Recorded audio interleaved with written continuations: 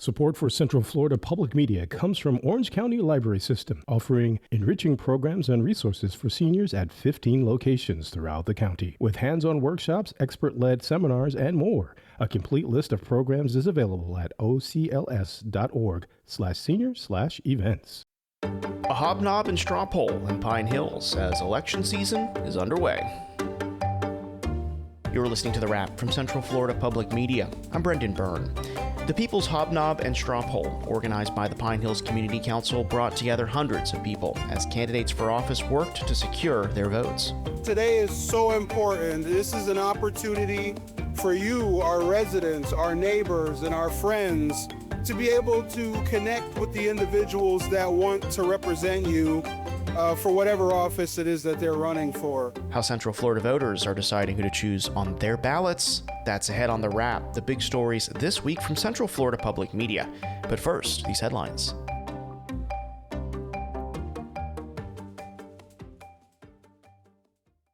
A judge has rejected State Representative Paula Stark's attempt to get on the ballot after she failed to qualify due to missing paperwork last month. Central Florida Public Media's Joe Burns has more. Representative Paula Stark's campaign treasurer testified he gave an elections clerk the missing form about 25 minutes before the deadline, and she handed it back.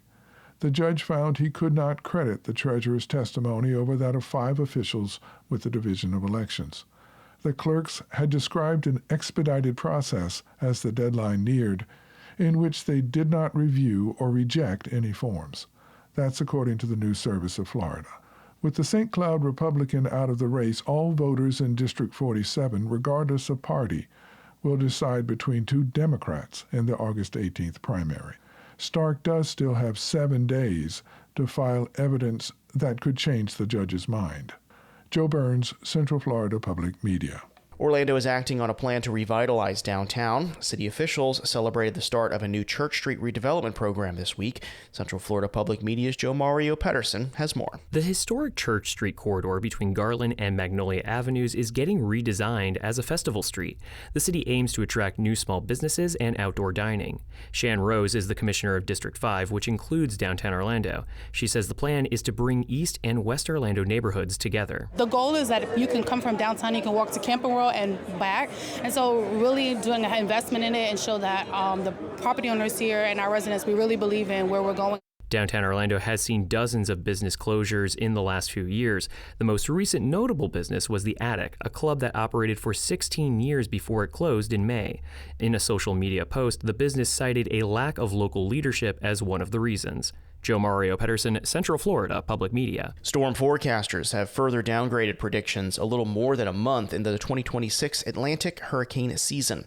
For a season initially anticipated to be somewhat below normal, Colorado State University researchers reduced their projection for the number of named systems and the duration of activity, stating they now anticipate a well below normal season. The private meteorological firm AccuWeather also slightly reduced the range of named storms it predicted to develop in the Atlantic Basin. In both cases, the forecast is tied to moderate El Nino conditions, likely to intensify into a strong El Nino by the mid-September peak of the 6-month hurricane season that began June 1st. The term El Nino refers to a warming of the ocean surface waters in the central and eastern tropical Pacific Ocean, resulting low-level surface winds that can disrupt normal weather patterns across the U.S. and globally. These stories and more on our website. Visit cfpublic.org. Winter Park Playhouse has been rebuilt from the ground up with a grand opening slated for next week.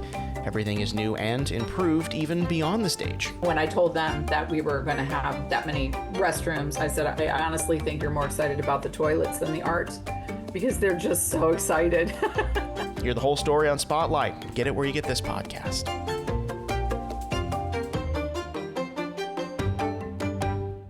Florida's primary election is August 18th. With election season underway, Central Florida voters are deciding who to choose on their ballot. The People's Hob Nob and straw poll, organized by the Pine Hills Community Council, brought together hundreds of people as candidates for office worked to secure their votes. Central Florida Public Media's Engage host, Sharon Stone, has this story from the event Wednesday night. Nearly 500 people packed the main hall of the Central Florida Fairgrounds on an excessively hot and sticky Wednesday evening. Half of the hall was committed to a large stage and a couple dozen white folding chairs. The rest of the hall was filled with folding tables and campaign signs, pamphlets, and bowls of candy. The smell of jerked chicken, courtesy of the caterers, swelled from a line of silver serving dishes in the back of the room. Family-friendly club music pumped from the PA speakers. This is the 2026 People's Hob Nob and Straw Poll, organized by the Pine Hills Community Council. Julian Serrano O'Neill, the council's president, takes the stage. Today is so important. This is an opportunity for you, our residents, our neighbors, and our friends to be able to connect with the individuals that want to represent you for whatever office it is that they're running for. Offstage, Serrano O'Neill explained what makes the needs of the Pine Hills community unique in Central Florida. Pine Hills is one of the largest unincorporated communities in Orange County. Think of it this way, if Pine Hills was to ever incorporate, we would be the largest city, only second to Orlando, right? And so as we continue to grow, whether it's economic development, revitalization, what we believe in is making sure that our residents have the resources they need to live a quality life, right? And so the politics behind something like this is so that those residents can tell these folks firsthand what's important to them, whether it's affordable housing, business development. This is the space where they will be able to share that to the candidates. Members of the Pine Hills community were encouraged to attend this meet and greet and get face-to-face with candidates seeking offices, including judgeships, court clerks, Orange County Commission seats, and county mayor, and a lone candidate for Orlando mayor. Voters milled up and down aisles of tables, cooling themselves with hand fans emblazoned with candidate names and campaign slogans. Pine Hills resident Pam Smith explained what brought her and her friends out to the fairgrounds. We're here because it matters to us. Voting matters to us. It really is important, especially in this election year. It is important for us to let our voices be heard. I live in Pine Hills for over 36 years now. And when I moved here, it was a very thriving community. And now it's like it's gone down to the pits. And I'm here because I want to see Pine Hills thrive. I want to see better things for Pine Hills and not the negative narrative that it is right now. So that is why I am here to vote and to make my voice be heard. Everybody had a similar routine: cautiously approach each table, give the campaign literature a cursory once-over, then dive right in with a candidate question. In the position that you're running for, how are you going to also continue that fight against ICE in the local community? So I work with community organizations. So I wrote both of these bills, but 5051 Orlando is really the one that's pushing them through. We have an advocacy guild that has been doing these trips to DC. I am part of the guild, but I have stuff back in terms of traveling because of the campaign. But that's how this is, working with the community. This isn't something that I'm trying to do by myself. Orlando resident Cheryl Soriano is looking for a District 7 commissioner that will address the community's educational needs. My political need is more attention to seniors, as well as educational funding for teachers, because you can't have quality education if you don't have quality teachers, and you're not going to get quality teachers if you can't pay them. 66-year-old Marta Cruz Kelly lives in Orlando. She is also very concerned about what she's seeing in the classroom. Particularly what's happening to destroy American history. I spent 40 years as a park ranger teaching history, and I don't like to see it dismantled. So I've been going to all of these meetings to learn in detail what these candidates are going to be held accountable for, and I intend, after they get elected, to show them and remind them why I voted for them. Maya Byfield drove in from Apopka, and she wants to be informed about the candidates running in her mother's Pine Hills district. She spoke about what she's looking for in the candidates seeking to represent that community. How they plan to execute, what do they believe in the context of judges, are they fair? Will they treat people, especially those that look like me, especially men that look like me, will they be fair?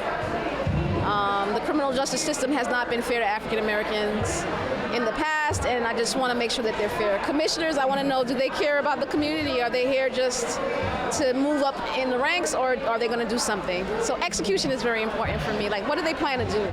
Voters acknowledged affordability and housing as issues. Nobody spoke about policies or addressed the national trends. Crime and community security were also popular topics. But for the most part, character seemed to be paramount to people in making voting decisions, as 34-year-old Ludwin Norsilis of Orlando explained. For me, I need someone that I can feel like they are honest when they're speaking, someone that can actually sell themselves and not just sit and just let people just walk by their booth. I like to hear more in depth about their goals. I ask someone like why they're running because they just feel like they want to do something that's nice, but I feel like tell me one particular tool or one advantage over the next candidate that you have. And some of them had told me, some of them were kind of like overall just what they just want to run, but I've heard some people that they want to be more technology savvy, they want to be more involved in the community, get people from all across of life for the county or wherever they're running for, which I like. As the evening wore on, the room grew, and voters continued to engage candidates on issues, including the struggle to buy a home. Like, how do you make ends meet? How do you find that first job out of school? How do you afford that first home so that you can begin building wealth and achieve the American dream of homeownership? I could speak on, like, right out of college, a lot of my friends can't find jobs right away. It's like you go 4 years of school and what's going on, you know? And so one of the things that I'm really excited about and would love to do should I be elected mayor is what I'm calling the Orange County Promise. And Osceola County does it. They call it Osceola Prospers. They guarantee every high school graduate the ability to go to a trade school, a tech school, or get an associate degree. The night was about more than voters getting FaceTime with candidates. Throughout the evening, attendees were encouraged to cast mock ballots in a straw poll. 36 voting booths were set up in an adjacent hall, and people funneled in and out, casting their vote much the way they would on Election Day. Thunder rattled the roof of the main hall as lightning storms pummeled the region. Over the roar of the weather, the candidates took the stage one by one to make their pitches as voters lined up for the Caribbean fare being served. At 8 o'clock, the 44 candidates finished their 4-minute pitches, and the tallies from the straw poll were read by Karen Castor-Dental, the Orange County Supervisor of Elections. Now we're moving on to county mayor. I'm going to list the top 3 of the 4. We'll start with Tiffany Moore Russell. She had 68%. And there was a tie for second. Stephanie Murphy and Myra Uribe both have 14%. The straw poll is in no way an accurate predictor of the outcome of the November elections. But at this stage in the campaigns, it's a rough assessment of a candidate's notoriety with the electorate. Everybody left the Pine Hills Community Council Hob Nob and straw poll with something. Candidates were able to stick their thumbs in the wind to get an idea of where they stand with voters and what kind of name recognition they can expect in the coming months. And voters left with a sense of agency over their communities, hoping that the people who represent them on city councils and county commissions, in judicial courts and legislative chambers will remember the voters who put them in their positions. That was Central Florida Public Media's Engage host, Sharon Stone. That story was produced by Richard Copeland. That's it for The Wrap this week. This podcast is produced by Central Florida Public Media with editorial assistance from News Director Latoya Dennis. I'm Brendan Byrne. This is The Wrap.